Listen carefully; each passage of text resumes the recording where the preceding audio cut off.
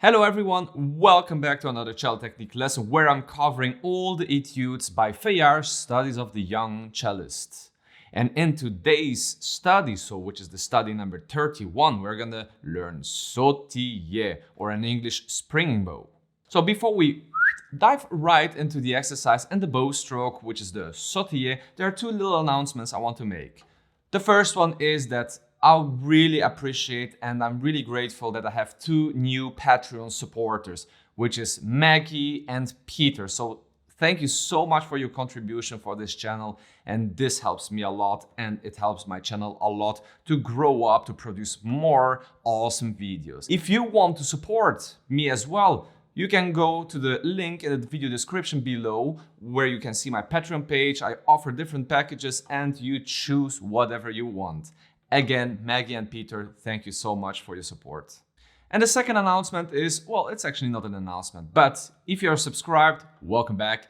If you're not subscribed yet, welcome to my channel. Nice to meet you. I'm Ilya Laparev.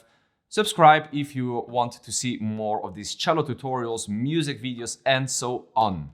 And now, let's check it out. What this sautiller is. Fayard number 31. 3, 2, 1, go.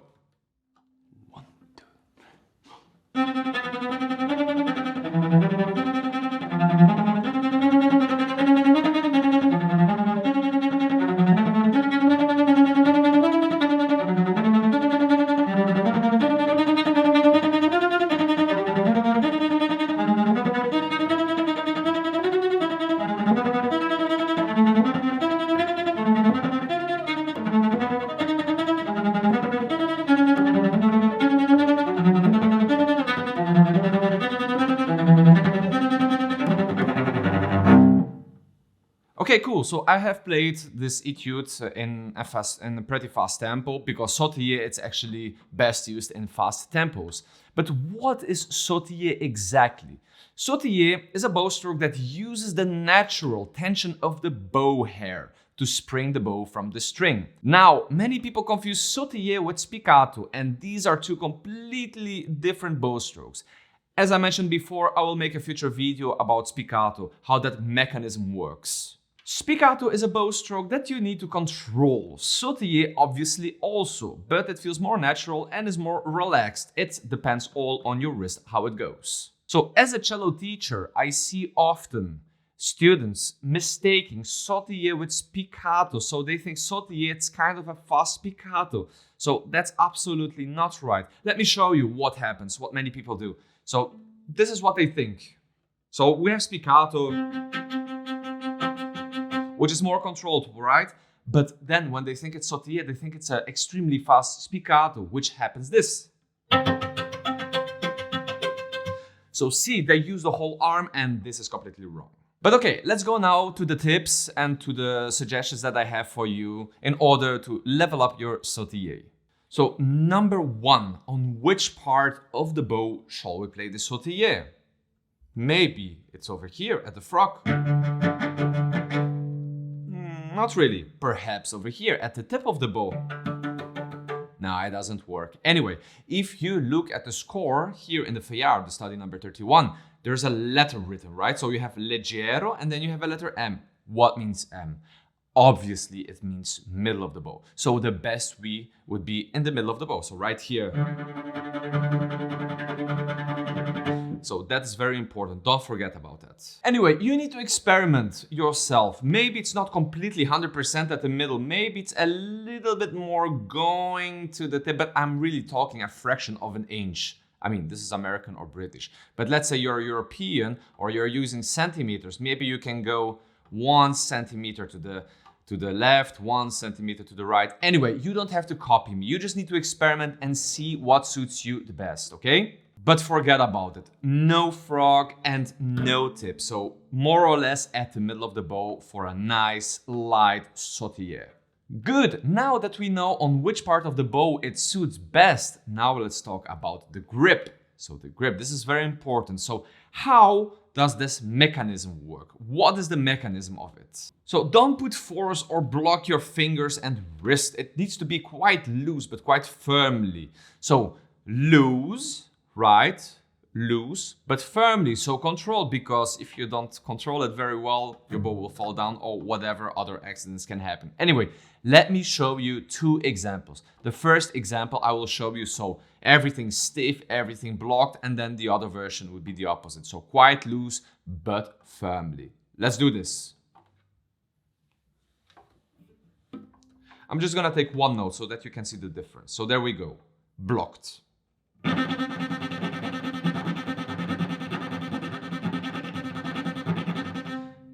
See, sounds scratchy, sounds dirty, and it doesn't jump at all. Now let's go to the opposite one. Loose, but firmly.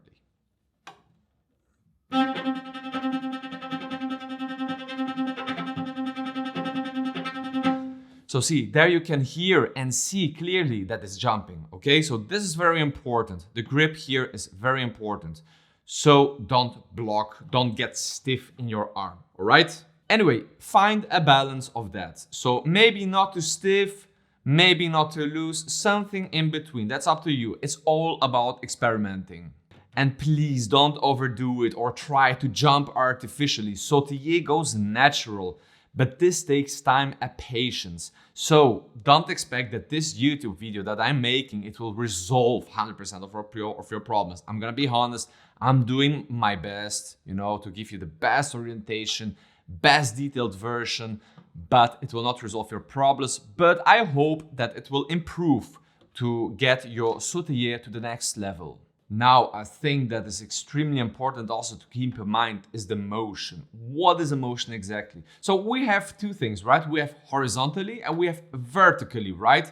So, okay, in words it's difficult to explain, but let me show you. Maybe you get my point. So let's start first the horizontal way, which would be that way, okay? So there we go, horizontal.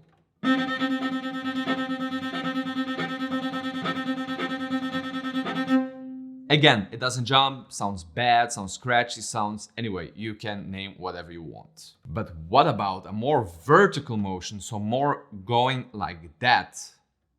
Shall we try it? Let's check it out.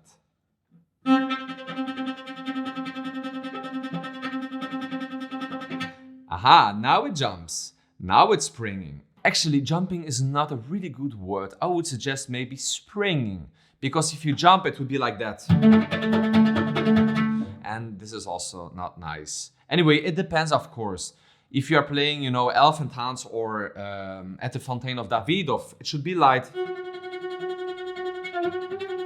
Anyway, these are years that I'm not playing this piece, so I just don't want to pass, embarrassing in front of you. Okay, I will give you now some ridiculous exercises, and for this, you don't need to cello. You can put your cello down right here. You don't need to bow for this, so bye-bye bow. You only need your hand. So it's good to do this movement. This movement, it's very good. So you see, it's pretty loose. So because if you hold it firmly, it gets like you get stuck. So loose. It's like you're playing basketball, I mean, if some of you, I used to play a lot of basketball, so it's this kind of feeling, Of course, I'm doing a big movement, but try it like as you would hold a bow and do like that. It's the same thing as basketball. Or if you want to make a pie, there's a moment where you have to shake things, right? Like egg yolk or beating a cream. So you will use for that a relaxed movement, but in the meantime, you are doing it firmly and steady. Okay, I gave you a few suggestions and tips, but we're still doing this exercise, number 31 of Fayard. How do I practice and develop this bow stroke, this sautiller? I'm gonna show you the way I would practice this, okay? But I mean, there are other ways and forms to practice this, and every teacher has its own methodology. I'm just gonna show you as I would do. So let's go from the beginning. So let's say that this is the first time ever that I'm playing this exercise. So first of all, I would like to start to play only one note, right? Because we cannot focus on both hands immediately, especially if you're starting out, if you're a beginner. It's difficult, to get, immediately in with the left hand and then to the right hand. You get confused. So it's better to stick on one note. So what I like to do, so first of all, we get the grip, right? So that grip, the forearm stays easy. This doesn't move at all. And we find the part of the bow, which would be the middle. So we start. I like to start on the string. Normal détaché. Try to get a nice sound. Faster, and you loosen up.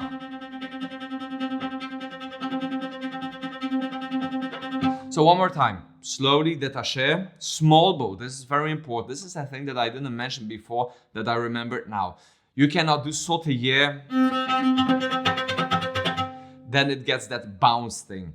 And this is another thing that I want to talk, like many people, I was doing some researches, of course, before doing this video. Some people call it jumping, some people call it bouncing, because sautiller, it comes from the French word sauter. Sauter means to jump.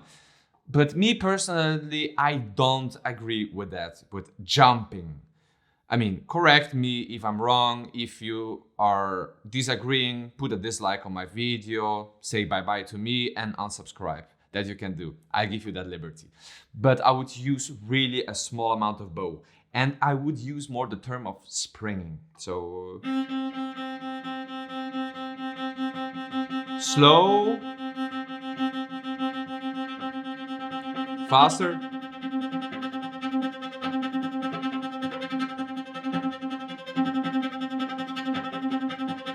and so on. So then you can practice this by parts. So we do first the exercise.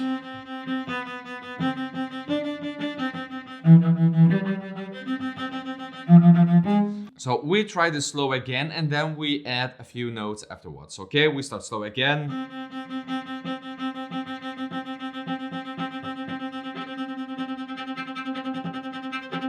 One, two, three, four.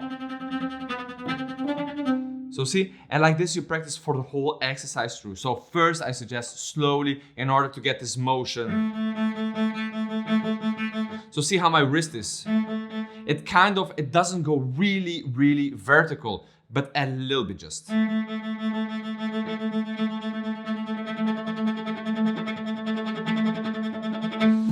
Another important thing that I want to mention you here, that be careful, stay on one line. So I don't want to see that you do like that. I'm calling this swimming around the string. So don't go from this part suddenly to here. Unless, of course, you have crescendos in Elgar concerto. This is very common. So you start piano and then there's a moment that you go crescendo. Then, of course, bit by bit, you can go over here. But in general, keep it steady. Keep it on one line. This is very important. Okay. Now, with the suggestions and tips that I gave you, try it yourself now. You have to try it. Again, I'm telling you, I'm doing my best to give the best detailed version ever, but still, this is not going to resolve 100% of your problems. The best teacher is you, yourself. So try, be patient. This is a bow stroke that is very popular. You know, it happens in Elgar, it happens in Elfentans, it happens at the Fontaine of Davidov. In many pieces we have sautiller, including in chamber music works and orchestral works. So this takes time. Be patient. You're not going to learn this in 20 minutes. Good. And before finishing this video, a quick recapitulation of what we have learned today. So 1, sautiller is different than spiccato. It has nothing to do with it. Spiccato is more controlled, and sautiller, it goes more naturally and automatically, once, of course, you master that bow stroke. 2, don't overdo things. Let it go naturally. So what do I mean with that? No, naturally.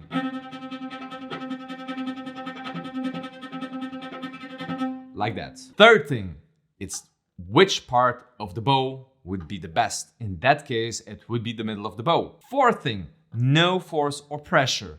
More loose, but firmly. So don't do... If you want to do it slowly, as I showed you before, you do a nice détaché. 1, 2, 3, 4. 1, 2, 3, 4. And so on. Okay, 5th thing is actually what I told you in the 4th thing, so more vertical. So don't be horizontal, because like this it will never jump. More vertical as shaking, you know, I don't know, egg yolk, or you're beating a cream. It's that kind of movement, you know, firmly, but more vertical, so...